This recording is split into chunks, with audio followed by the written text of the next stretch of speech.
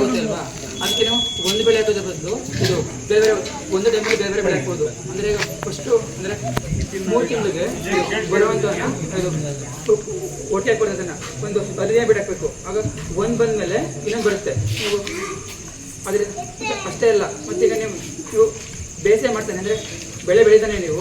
ಈಗ ಹಸುಗಳು ಅಂದರೆ ಹೈನುಗಾರಿಕೆ ಮಾಡ್ಬೋದು ನೀವು. ಅದೇ ಬರೀ ಹಸು ಬೆಳೀತೀವಿ, ಹಸು ನೀವು ಸಾಕ್ತೀರಂತಂದರೆ ಅದಕ್ಕೆ ಹಾಲು ಬರ್ತಿರುತ್ತೆ. ಅಂದರೆ ನೀವು ಹಸು ಒಳ್ಳೆ ಹಾಲು ಬಂದರೂ ಅದು ಗಟ್ಟಿನೆಲ್ಲ ಹಾಲು ಅದನ್ನ ಮಿಕ್ಸ್ ಮಾಡಬೇಕು. ಅಂದರೆ ಅದೆಲ್ಲ ಕೊಡ್ಬೋದು. ಅಕ್ಸೆನೆಲ್ಲ ಕೊಡೋದ್ರಿಂದ ಗಟ್ಟಿ ಹಾಲಾಗುತ್ತೆ. ಮತ್ತು ಇದು ಮತ್ತೆ ತೊಪ್ಪೆ ಏನು ಬರುತ್ತಲ್ವ, ಅದರಿಂದ ನೀವೇನು ಮಾಡ್ಬೋದು ಅಂದರೆ ಸಗಣಿಯಿಂದ ನೀವು ಬಯೋಗ್ಯಾಸ್ ಎಲ್ಲ ಮಾಡ್ಕೋಬೋದು. ಮತ್ತು ಇದರಿಂದ ಕಾಂಪೋಸ್ಟ್ ತಯಾರಿ ಮಾಡ್ಬೋದು, ಎರೆಹುಳ ಗೊಬ್ಬರ ಮಾಡ್ಬೋದು. ಆ ಥರ ಒಂದರಿಂದನೇ ನೀವು ಅನೇಕ ಮಾಡ್ಬೋದು. ನೀವು ವೇಸ್ಟಿಂದನೇ ನೀವು ಇದು ಕೆಲಸ ಮಾಡ್ಬೋದು ನೀವು. ಅಷ್ಟೇ ಅಲ್ಲದೆ ಈಗ ಮತ್ತೆ ಒಳ್ಳೆ ನೀರಿನ ಸೌಲಭ್ಯ ನೀವು ಅದರಿಂದ ಇದು ಮೀನುಗಾರಿಕೆ ಮಾಡ್ಬೋದು. ಆಮೇಲೆ ಆ ನೀರನ್ನು ಬಳಸ್ಕೊಂಡು ನೀವು ನಿಮ್ಮ ಕೃಷಿ ಹೊಂಡಕ್ಕೆಲ್ಲ ಕೊಟ್ಟು ಮಳೆಯ ಟೈಮಲ್ಲೆಲ್ಲ ನೀವು ಚೆನ್ನಾಗಿ ಯೂಸ್ ಮಾಡ್ಕೋಬೋದು. ಮತ್ತು ಇದು ಜೇನು ಸಾಕಾಣಿಕೆ, ಕುರಿ ಸಾಕಾಣಿಕೆ ಇವುಗಳೆಲ್ಲ ಮಾಡೋದ್ರಿಂದ ಆದಾಯ ಮಳೆಗಳು ಜಾಸ್ತಿ ಆಗ್ತಾ ಹೋಗ್ತವೆ. ಅದನ್ನು ನೀವು ಚೆನ್ನಾಗಿ ಬಳಸ್ಕೊಳ್ಳೋದ್ರಿಂದ ನೀವು ಒಳ್ಳೆ ಆದಾಯನ ಪಡ್ಕೋಬೋದು. ಅದಕ್ಕೆ ನೀವು ಒಬ್ಬ ರೈತ ತಗೊಂಡ್ಮೇಲೆ ಅವನು ಬರೀ ಒಂದು ಬೆಳೆ ಸೀಮಿತ ಹಾಕ್ಬಾರ್ದು. ಒಂದು ಸುತ್ತ ಈಗ ಜೋರ ಮಳೆ ಬಂದಾಗ ಒಂದು ಕಡೆ ಮಣ್ಣು ಇದು ಕೊಚ್ಕೊಂಡು ಹೋಗುತ್ತೆ. ಅದನ್ನ ತಡ್ಕೊಳ್ಳೋದ್ರಿಂದ ಸುತ್ತ ನೀವು ಮರಗಳನ್ನ ಹಾಕೋದ್ರಿಂದ ದೊಡ್ಡ ಮರ ಆದಾಗ ನಿಮಗೆ ದುಡ್ಡು ಹೋಗುತ್ತೆ. ಮತ್ತು ಇದು ಮಣ್ಣು ಕಮ್ಮಿ ಆಗುತ್ತೆ, ಒಂದು ಕಡೆ ಕಮ್ಮಿ ಆಗುತ್ತೆ. ಮತ್ತು ಈಗ ಶ್ರೀಗಂಧ, ಮೊನ್ನೆ, ಬೀಟೆ ಈ ಥರದ ಮರಗಳೆಲ್ಲ ಇದೆಲ್ಲ ಆಮೇಲೆ ಹಾಕೋದ್ರಿಂದ ಅವು 5 ವರ್ಷ ಆದಮೇಲೆ ನಿಮಗೆ ಒಳ್ಳೆ ದುಡ್ಡು ಸಿಗುತ್ತೆ. ನಿಮಗೆ ಅಂದರೆ ರೈತ ಮೇಲೆ ನಾನು ಒಂದು ಆದಾಯಕ್ಕೆ ಸೀಮಿತ ಆಗಬಾರ್ದು. ಜಾಸ್ತಿ ಮೂಲಗಳನ್ನ ಹೆಚ್ಚು ಮಾಡ್ಕೋಬೇಕು, ಆದಾಯ ಮೂಲಗಳನ್ನ. ಅದರಿಂದ ಹಂಗೆ ಮಾಡ್ಕೊಳ್ಳೋದ್ರಿಂದ ನಾನು ಆತ್ಮಹತ್ಯೆ ಅದನ್ನೆಲ್ಲ ಕಡಿಬೋದು. ಅಲ್ಲಿ ಕ್ವಶನ್ ಕಮ್ಮಿ ಆಗುತ್ತೆ. ಮತ್ತು ಇದಕ್ಕೆ ಜಾಸ್ತಿ ನಾವು ಒಂದೇ ಬೆಳೆ ಹಾಕಿದ್ರೆ ಎಷ್ಟು ಬೆಳೆ ಆಗ್ತವೆ ಒಂದರಿಗೆ ಅಲ್ಲಿ ಬರುವಂಥ ಕೀಟಗಳು, ರೋಗಗಳು ಎಲ್ಲ ಆಮೇಲೆ ಕಡಿಮೆ ಆಗ್ತಾ ಹೋಗ್ತವೆ.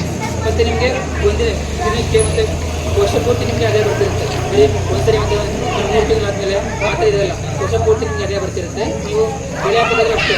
ಈಗ 5 ವರ್ಷಕ್ಕೆ ಒಂದ್ಸರಿ ದುಡ್ಡು ಬರುತ್ತೆ ಅಂಥದ್ದು, ಮತ್ತು 3 ತಿಂಗಳ ದುಡ್ಡು ಬರುತ್ತೆ. ದಿನ ಬೆಳೆ ಹಾಕೋದು ಎಲ್ಲಿ ಮಳೆ ಕಮ್ಮಿ ಇರುತ್ತೋ ಅಲ್ಲಿ ಕುರಿ ಸಾಕಾಣಿಕೆ ಮತ್ತು ಅದೇ ಮಾಡ್ಬೋದು. ಮೊದಲೇ ಬೈತಿರೋ ಮೊದಲು ಏನಾದ್ರು ತಪ್ಪಿ ಮಾಡಿಬಿಟ್ರೆ ನಾವು ಕತ್ತೆ ಮೇಯಿಸೋದು ಅಂತ ಎಲ್ಲ ಮೊದಲು ಬೈತಿರೋ ಮೊದಲು. ಈಗ ಕತ್ತೆ ಮೇಯಿಸೋದ್ರೂ ಒಳ್ಳೆ ದುಡ್ಡಾಗುತ್ತೆ. ಕತ್ತೆ ಹಾಲು ಬರುತ್ತಲ್ಲ, ಅದರಿಂದ ತುಂಬ ದುಡ್ಡು. ಇಷ್ಟೇ ಸಾಲಿಗೆ ಒಂದು ಅದಕ್ಕೆ ಒಂದು ಎಷ್ಟೊಂದು 100 ಕಷ್ಟ ಆಗುತ್ತೆ. ಇಷ್ಟೊಂದು ಒಳ್ಳೆಯ ಹಾಲಿಗೆ. ಅದಕ್ಕೆ ನಾವು ಅದೇ ಒಂದು ಮಾಡಿಕೊಂಡು ಮತ್ತು ಕಟ್ಟೆಗಳನ್ನ ಬೆಳೆಸ್ಬಿಟ್ಟು ಮಾರೋಂಥದ್ದು ಅಂತ ಮಾಡ್ಬೋದು. ಕಸ ಸಾಕಿದ್ರು ಅಷ್ಟೇ. ಈಗ ಕೊನೆ ಥರ ಮಾಡೋದ್ರಿಂದ ಬೇರೆ ಬೇರೆ ಥರದ್ದು ಇದಾವೆಲ್ಲ ಕರಿದ ತಂದ್ಬಿಟ್ಟೋಗಳನ್ನ ದೊಡ್ಡದು ಮಾಡಿ ಅದನ್ನು ಕೂಡ ಮಾಡ್ಬೋದು. ಅದೆಲ್ಲ ಮಾಡ್ಬೋದು. ಮತ್ತು ಬಯೋಗ್ಯಾಸ್ ಎಲ್ಲ ಯೂಸ್ ಮಾಡ್ಬೋದು ನೀವು. ಅದರಿಂದ ಬೇರೆ ಕಮ್ಮಿ ಆಗುತ್ತೆ. ಮತ್ತು ನಿಮ್ಮದು ಗ್ಯಾಸ್ ಬಿಲ್ ಕಮ್ಮಿ ಆಗುತ್ತೆ. ಅದರಿಂದ ನೀವೇ ಸೋದರೆಲ್ಲ ಬಳಸ್ಬೋದು. ಸೋದಷ್ಟು ಬರ್ತದೆ ಜಾಸ್ತಿ ತಗೊಂಡ್ರೆ ನೀವು ಮಾರ್ಬೋದು. ಬರೋರಿಗೆ ಕರೆಂಟನ್ನು ಟಿವಿ ಮತ್ತು ಜಾಸ್ತಿ ಬಂದರೆ ನೀವು ಚೆನ್ನಾಗೆಲ್ಲ ಆದಮೇಲೆ ನೀವು ಇಟ್ಕೊಂಡ್ರೆ ಅದನ್ನು ಅದರಿಂದ ಅಮೌಂಟ್ ಬರುತ್ತೆ. ನೀವು ಬಿಟ್ಬಿಟ್ಟಂಗಿಲ್ಲ. ಅದಕ್ಕೆ ಈ ಥರ ನೀವು ಒಂದು ಮೂಲ ಆದ್ಮೇಲೆ ಅನೇಕ ಮೂಲಗಳನ್ನ ನೀವು ಮಾಡ್ಬೋದು. ಮತ್ತು ಹಂದಿ ಇದೆಲ್ಲ ಇದು ಜಾಸ್ತಿ ಇವಾಗ ಅವು ಜಾಸ್ತಿ ಆಗ್ತವೆ. ಅದನ್ನ ತುಂಬ ಮಾಡಿ ಚೆನ್ನಾಗಿ ಮಾಡ್ಬೋದು. ಒಳ್ಳೆ ಈಗ ಅದು ಸದ್ಯಕ್ಕೆ ಈಗ ಚೆನ್ನಾಗಿ ಓಡ್ತಿರೋದು ಅದು ಇವಾಗ ಬೇಡಿಕೆ ಇದೆ. ಅದಕ್ಕೆ ನೀವು ಒಂದಲ್ಲ ಅಂತ ಅನೇಕ ಮೂಲಗಳನ್ನ ಮಾಡ್ಬೋದು. ಕೂಡ ನೀವು ಒಳ್ಳೆ ದುಡ್ಡು ಮಾಡ್ಬೋದು. ಅಂದರೆ ಇವನು ವೇತನವನು ಯಾರ ಮುಂದೆನೂ ಕಡಿಮೆ ಇಲ್ಲ ಅಂತ ಹೇಳ್ಬೋದು. ನೀವು ಒಂಥರ ಇದು ಆದಾಯ ಜಾಸ್ತಿ ಮಾಡಿಕೊಂಡು ಚೆನ್ನಾಗಿ ಇದರ ಮುಂದೆ ಇರ್ಬೋದು. ಸೊ ಸಮಗ್ರವಾಗಿ ಎಲ್ಲ ಕಡೆಯಿಂದ ಅಂದರೆ ಬೆಳೆ ಬೆಳೆದ ಅಷ್ಟೇ ಹೈನುಗಾರಿಕೆ ಮತ್ತು ಬಯೋಗ್ಯಾಸು, ಸೋಲಾರು ಈ ಥರ ಅನೇಕ ಇವುಗಳನ್ನ ಇದು ಮಾಡಿಕೊಂಡ್ರೆ ಚೆನ್ನಾಗಿ ಇದು ಮಾರ್ಕೆಟ್ ಅಷ್ಟೇ ನಿಮಗೆ ಒಳ್ಳೆ ನಿಮಗೆಲ್ಲ ಕಡೆ ಇದು ಆದರೆ ನಾವು ಅದನ್ನು ತಗೋದಿಲ್ಲ ಮಾರಾಗಿರ್ಬೇಕು. ನೀವು ಈಗ ಅಣಬೆ ಇದೆ ಅಲ್ವಾ, ಬೇಟೆ ಮಾಡ್ತೀರಾ ನೀವು ಅಂದರೆ ಅದು ಎಲ್ಲಿ ಮಾರಬೇಕು ಅದನ್ನು ಅದರೆಲ್ಲ ನಿಮಗೆ ಒಂದು ಒಳ್ಳೆ ಇದಿದ್ರೆ ಫೆಸಿಲಿಟಿ ಇರುತ್ತೆ. ಅಲ್ಲಿ ನಿಮ್ಮ ಇವಾಗ ರಾಗಿನ APMC ತೊಗೊಂಡೋಗಿರ್ತೀರಾ, ಅಲ್ಲಿ ನೀವು ರಾಗಿ ಗುಣಮಟ್ಟ ಎಷ್ಟಿದೆ, ಕ್ವಾಲಿಟಿ ಎಷ್ಟಿದೆ ಅನ್ನೋದು ಟೆಸ್ಟ್ ಮಾಡ್ತಾರೆ. ಟೆಸ್ಟ್ ಮಾಡಿರೋ ಆಧಾರದ ಮೇಲೆ ನಿಮ್ಮ ಬೆಳೆಗೆ ಒಂದು ನಿಗದಿತ ಬೆಲೆನ ಹಾಕ್ತಾರೆ. ನೀವು ಇಲ್ಲೇ ನಿಮ್ಮ ಮನೆಗೆ ಬಂದು ನಿಮ್ಮದು ಬೆಳೆನ ತೊಗೊಂಡು ಹೋಗ್ತಾರೆ. ಅದಕ್ಕೆ ನೀವು ಸರಿಯಾಗಿ APMC ಹೋಗಿ ಆನ್ಲೈನಲ್ಲಿ ಮಾರುಕಟ್ಟೆಗೆ ಹೋಗಿ ನೀವು ಏನು ಟ್ರೇಡ್ ಮಾಡೋದ್ರಿಂದ ನಿಮ್ಮ ಬೆಳೆಗೆ ಸರಿಯಾದ ಬೆಲೆ ಸಿಗುತ್ತೆ. ಇದನ್ನ ಮುಖಾಂತರ ನೀವು ಕ್ವಾಲಿಟಿನ ಟೆಸ್ಟ್ ಮಾಡಿ ಆನ್ಲೈನ್ ಹರಾಜು ಮಾಡ್ತಾರೆ. ಆನ್ಲೈನ್ ಹರಾಜು ಅಂದರೆ ಕಂಪ್ಯೂಟರಲ್ಲೇ ಕೂತ್ಕೊಂಡು ನೀವು ನಿಮ್ಮ ಒಂದು ಬೆಳೆನ ಇಲ್ಲಿ ಬಿಟ್ಟು ಬೇರೆ ಬೇರೆ ಭಾಗದಲ್ಲಿರುವಂಥ ಮಂಡಿ ಜನ ಅವರು ಹರಾಜಿಗೆ ಕಲಿಸ್ತಾರೆ. ನಿಮ್ಮ ಬೆಲೆಗೆ ಇಷ್ಟು ಪ್ರೈಸು ಈ ಬೆಳೆಗೆ ಕೊಡ್ಬೋದಪ್ಪ ಅಂತ ತಿಳ್ಕೊಂಡು ಅವರು ನಿಮ್ಮ ಬೆಳೆಗೆ ಒಂದು ಬೆಲೆ ಕೊಡ್ತಾರೆ. ನಿಮ್ಮ ಬೆಳೆದು ಕ್ವಾಲಿಟಿ ಚೆನ್ನಾಗಿದ್ರೆ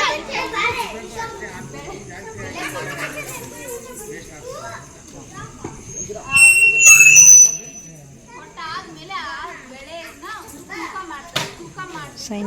ಅದನ್ನ ಆನ್ಲೈನ್ ಪೇಮೆಂಟೇ ಮಾಡ್ತಾರೆ. ಇವಾಗ ನೀವು UPI ಫೋನ್ ಪೇ ಎಲ್ಲ ಯೂಸ್ ಮಾಡ್ತೀರಲ್ವ, ಅದ್ರ ಮೂಲಕನೇ ನಿಮ್ಮ ಬೆಳೆಗೆ ಒಂದು ಬೆಲೆ ಕೊಟ್ಟು ಅವರು ಅಲ್ಲೇ ಪೇಮೆಂಟ್ನ ಮಾಡ್ತಾರೆ. ನಿರ್ಗಮನ ಆಗುತ್ತೆ. ಅದಂದ್ರೆ ನಿಮ್ಮ ಬೆಳೆಯನ್ನು ವಾಪಸ್ ನಿಮಗೆ ಯಾರು ತಗೊಂಡಿರ್ತಾರೋ ವ್ಯಾಪಾರಸ್ಥರು ಅವ್ರ ಕೈಗೆ ಹೋಗಿ ಸೇರುತ್ತೆ. ಇದರಿಂದ ಏನು ಉಪಯೋಗ ಅಂದರೆ ಒಂದು ಬೆಳೆಗೆ ಉತ್ತಮ ಬೆಲೆ ಸಿಗುತ್ತೆ ಅಂತ ಹೇಳ್ಬೋದು. ಮಾರ್ಕೆಟ್ ಫೀಸ್ ಇರೋದಿಲ್ಲ. ನೀವು APMCಗೆ ಹೋಗಿ ಮಾರಾಟ ಮಾಡ್ತೀರಾ ಅಂದರೆ ಅಲ್ಲಿ ಪದೇ ಫೀಸ್ ಕಟ್ಟಬೇಕಾಗುತ್ತೆ. ಆನ್ಲೈನಲ್ಲಿ ನೀವು ರಿಜಿಸ್ಟರ್ ಆಗಿದ್ದೀರಿ ಅಂದರೆ ಒಂದೇ ಸಲ ನೀವು ಫೀಸ್ ಕಟ್ಟಬೇಕು. GST ಕಟ್ಟಬೇಕಾಗುತ್ತೆ. ಮಂಡಿಗೆ ಹೋದರೆ ನೀವು GST ಕಟ್ಟಬೇಕಾಗುತ್ತೆ. ಆದರೆ ಆನ್ಲೈನ್ ಟ್ರೇಡಿಂಗಲ್ಲಿ ನೀವು GST ಕಟ್ಟೋ ಅವಶ್ಯಕತೆ ಇರೋದಿಲ್ಲ. ಮತ್ತು ಗುಣಮಟ್ಟನ ಇಲ್ಲಿ ಅಳಿತಾರೆ. ಆದರೆ ಅಲ್ಲಿ ನಿಮಗೆ ಗುಣಮಟ್ಟದ ರಾಗಿ ಅಥವಾ ಏನೋ ಜೋಳ ಸಿಗೋದಿಲ್ಲ. ಇದರಲ್ಲಿ ಅದು ಗುಣಮಟ್ಟ ಟೆಸ್ಟ್ ಮಾಡೋಕ್ಕಂತಲೇ ಲ್ಯಾಬ್ರೇಟರಿ ಫೆಸಿಲಿಟಿ ಇರುತ್ತೆ. ಅದರಿಂದ ಗುಣಮಟ್ಟನ ಟೆಸ್ಟ್ ಮಾಡಿದ್ರೆ ನಿಮಗೆ ಉತ್ತಮವಾದ ಬೆಲೆ ಸಿಗುತ್ತೆ. ಇದನ್ನ ಎಲ್ಲ ರೈತರು ಸದುಪಯೋಗ ಪಡ್ಕೋಬೇಕು. ಯಾಕಂದ್ರೆ ಕೆಲವರಿಗೆ ಗೊತ್ತಿರೋದಿಲ್ಲ. ನಿಮ್ಮ ಬೆಳೆನ ಸುಮ್ಮನೆ ಯಾರೋ ಬಂದವ್ರಿಗೆ ದುಡ್ಡು ಸಿಗತ್ತಪ್ಪ ಅಂತ ಕೊಡ್ತಾ ಇರ್ತೀರಾ. ಅದನ್ನ ಬಿಟ್ಟು ಇದನ್ನ ಆನ್ಲೈನ್ ಟ್ರೇಡಿಂಗ್ ಅಲ್ಲಿ ನೀವು ರಿಜಿಸ್ಟರ್ ಮಾಡಿಕೊಂಡು ಉತ್ತಮ ಗುಣಮಟ್ಟ ರಾಗಿಗೆ ಒಂದು ಬೆಲೆನ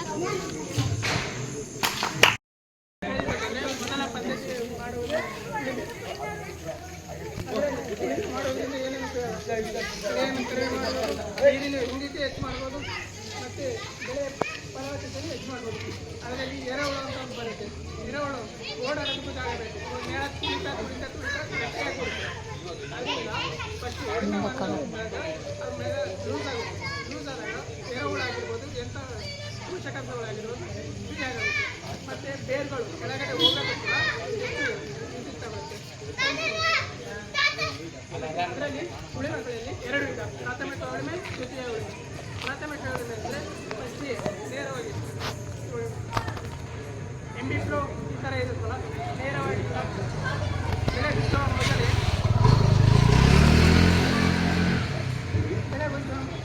ನೆಲವನ್ನು ಗಟ್ಟಿ ಇರೋದನ್ನು ಕಟ್ ಮಾಡುವಂಥ ಮುರಿಯುವಂಥ ಪ್ರಕ್ರಿಯೆಯನ್ನು ಪ್ರಥಮ ಉಳಿಮೆ ಅಂತಾರೆ. ಅದರಲ್ಲಿ ವಿಧಗಳು MBFlow ಮತ್ತು ಡಿಸ್ಕ್ಲೋ ಮತ್ತು ಸಬ್ಸೈಲೆಂಟ್. ಇದನ್ನ MBFlow ಅಂತಾರೆ. MBFlow ಕಲ್ಲು ಮಿಶ್ರಿತ ಭೂಮಿ ಅಂತ ಕಡೆ ಉಪಯೋಗಿಸ್ತಾರೆ. ಯಾಕಂತಂದರೆ ಇದು ಎಲ್ಲೂ ಬೆಂಡ್ ಆಗೋದಿಲ್ಲ, ಗಟ್ಟಿಯಾಗಿರುತ್ತೆ. ಡಿಸ್ಕ್ಲೋ ಜೇಡಿ ಮಣ್ಣು ಉಪಯೋಗಿಸ್ತಾರೆ. ಯಾಕಂತಂದರೆ ಇದು ಕಲ್ಲು ಮಿಶ್ರಿತ ಭೂಮಿ ಉಪಯೋಗಿಸಬಾರದು. ಯಾಕಂದರೆ ಬ್ಲೇಡು ಬೆಂಡ್ ಆಗೋ ಚಾನ್ಸಸ್ ಇರುತ್ತೆ ಕಲ್ಲುಗಳಲ್ಲಿ ಉಪಯೋಗಿಸೋದ್ರಿಂದ. ಹಾಗಾಗಿ ಇದನ್ನು ಜಾಸ್ತಿ ಉಪಯೋಗಿಸ್ತಾರೆ.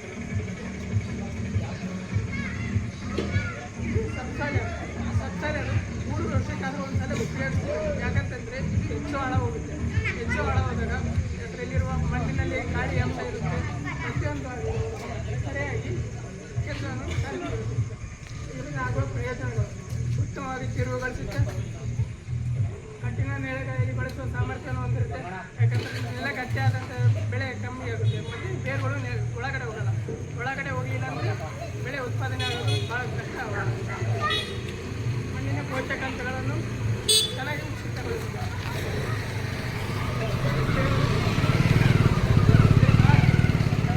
40,000ದಿಂದ 1 ಲಕ್ಷದಲ್ಲಿ ಸಿಗುತ್ತೆ. 40,000ದಿಂದ 1 ಲಕ್ಷ. ರಾಜ್ಯ ಸರ್ಕಾರದಿಂದ ಸಬ್ಸಿಡೀಸ್ ಅಂತೀವಲ್ಲ, ಅನುದಾನಗಳು. ಅದು ಯಾವ ಥರ ಅಂದರೆ ಪಂಪು ಮತ್ತು ಫ್ಲೋ ಯೋಜನೆ ಅಂತ ಇದರ ಕೆಳಗಡೆ ಸಬ್ಸಿಡಿಯನ್ನು ಸಿಗುತ್ತೆ. ಇದು 40ರಿಂದ 50% ಸಬ್ಸಿಡಿ ಸಿಗುತ್ತೆ. ನೋಡಬಹುದು. ಇದು ಭಾರತ ಸರ್ಕಾರದಿಂದ ಅಂದರೆ ನಮ್ಮ ಕೇಂದ್ರ ಸರ್ಕಾರದಿಂದ ಸಿಗುವಂಥ ಅದು ರಾಷ್ಟ್ರೀಯ ಕೃಷಿ ಅಭಿವೃದ್ಧಿ ಯೋಜನೆ ಅಂತ ಅಲ್ಲಿ ಇದು ಸಿಗುತ್ತೆ. ಇದು ರೈತ ಸಂಪರ್ಕ ಕೇಂದ್ರ ಮತ್ತು ಕೃಷಿ ವಿಜ್ಞಾನ ಕೇಂದ್ರ. ಅಲ್ಲಿ ಕೇಳಿದರೆ ನಾವು ಮಾಹಿತಿಯನ್ನು ಕೊಡ್ತೇವೆ.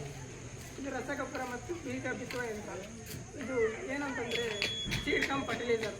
ಇದು ಒಂದೇ ಹಂತದಲ್ಲಿ ಬಿತ್ತನೆ ಮಾಡೋದಕ್ಕೆ ಉಪಯೋಗ ಆಗುತ್ತೆ ಮತ್ತು ಅಂತರ ಕರೆಕ್ಟಾಗಿ ಮೇಂಟೈನ್ ಮಾಡ್ಬೋದು. ಯಾಕಂತಂದರೆ ಇವಾಗ ನಾವು ಕೈಯಾರೆ ಬಿತ್ತಿದ್ದೀವಿ ಅಂತಂದರೆ ಅಂತರ ಸರಿಯಾಗಿ ಮೇಂಟೈನ್ ಮಾಡೋಕ್ಕಾಗಿಲ್ಲ.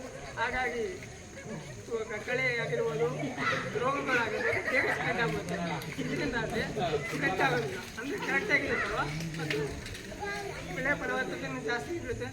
ಔಷಧಿ ಹೆಚ್ಚು ಕೊಡೋ ಅವಶ್ಯಕತೆ ಸಮಯ ಉಳಿಸುತ್ತೆ. ಬೇಗನೆ ಕೆಲಸ ಮಾಡಿಬಿಡುತ್ತೆ. ಇವಾಗ ನಾವು ಬಿತ್ತೋದಕ್ಕೆ ಬೇಕಂದರೆ ದನ ಅದೆಲ್ಲ ಜೋಡಿಸ್ಕೋಬೇಕು, ಕೂಲಿ ಕಾರ್ಮಿಕರನ್ನು ಜೋಡಿಸ್ಕೋಬೇಕು. ಅದು ಟೈಮ್ ಭಾಳ ತಗೊಳುತ್ತೆ. ಇದಾದರೆ ಗಂಟೆಗಳಲ್ಲೇ ಕೆಲಸವನ್ನು ಮುಗಿಸ್ಕೊಂಡ್ಬಿಡುತ್ತೆ ಮುಂದಿನದಲ್ಲೇ. ಇದೆಲ್ಲ ಭೂಮಿಗಳಲ್ಲೂ ಉಪಯೋಗಿಸ್ಕೋಬೋದು.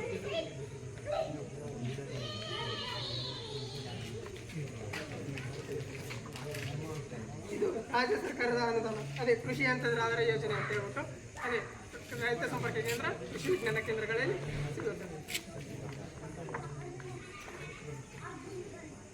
ಸಿಂಪರಣೆ ಯಂತ್ರ ಅಂದರೆ ದ್ರವ್ಯವನ್ನು ಕರೆಕ್ಟಾಗಿ ಸಿಂಪಡಿಸೋದಕ್ಕೆ ಸಿಂಪರಣೆ ಯಂತ್ರ. ಇದು ಎಷ್ಟು ವಿಧಗಳು ಅಂದರೆ ಯಾವ ಥರ ಬೀಜವ ಯಂತ್ರ. ಕೈ ಚಾಲಿತ ಸಿಂಪರಣೆ ಯಂತ್ರ ಅಂದರೆ ಮೋಟಾರ್ ಕೈಯಿಂದನೇ ಆಪರೇಟ್ ಮಾಡುವಂಥ ಸಿಂಪಡಿಸೋದು. ಮೋಟಾರ್ ಚಾಲಿತ ಅಂದರೆ ಪೆಟ್ರೋಲ್ ಮೋಟಾರ್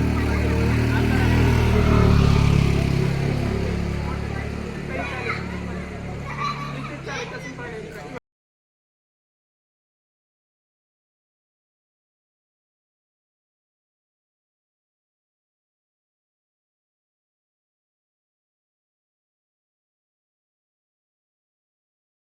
ಒಳ್ಳೆಯ ಇತಿಹಾಸವಿದ್ದು ಈ ಕೃಷಿ ಮೇಳವು ವರ್ಷದಿಂದ ವರ್ಷಕ್ಕೆ ಅತಿ ಹೆಚ್ಚು ಜನಪ್ರಿಯವಾಗುತ್ತಿದೆ. ಕಳೆದ ಬಾರಿಯ ಕೃಷಿ ಮೇಳಕ್ಕೆ ಸುಮಾರು 17 ಲಕ್ಷ ಜನ ಭಾಗವಹಿಸಿದ್ದು ಕೃಷಿ ಮೇಳವನ್ನು ಅತ್ಯದ್ಭುತವಾಗಿ ಆಚರಿಸಲಾಗಿದೆ. ಈ ಬಾರಿಯ ಕೃಷಿ ಮೇಳ ನವೆಂಬರ್ 14ರಿಂದ 17ರವರೆಗೆ ಆಚರಿಸಲು ಸಜ್ಜಾಗುತ್ತಿದೆ. ಕೃಷಿ ಮೇಳವನ್ನು ಹವಾಮಾನ ಚತುರ ಡಿಜಿಟಲ್ ಕೃಷಿ ಎಂಬ ಘೋಷವಾಕ್ಯದೊಂದಿಗೆ ಆಚರಿಸುತ್ತಿದ್ದು, ಈ ಸಂದರ್ಭದಲ್ಲಿ ಆರ್ಟಿಫಿಷಿಯಲ್ ಇಂಟೆಲಿಜೆನ್ಸ್, ಮೆಷಿನ್ ಲರ್ನಿಂಗ್, ಸ್ವಯಂಚಾಲಿತ ಡ್ರೋನ್ಗಳು, ಸೆನ್ಸಾರ್ ಆಧಾರಿತ ತಂತ್ರಜ್ಞಾನಗಳನ್ನು ರೈತರ ಅನುಕೂಲಕ್ಕಾಗಿ ಹಾಗೂ ಆಸಕ್ತರಿಗಾಗಿ ಪ್ರಚುರಪಡಿಸಲಾಗುತ್ತಿದೆ.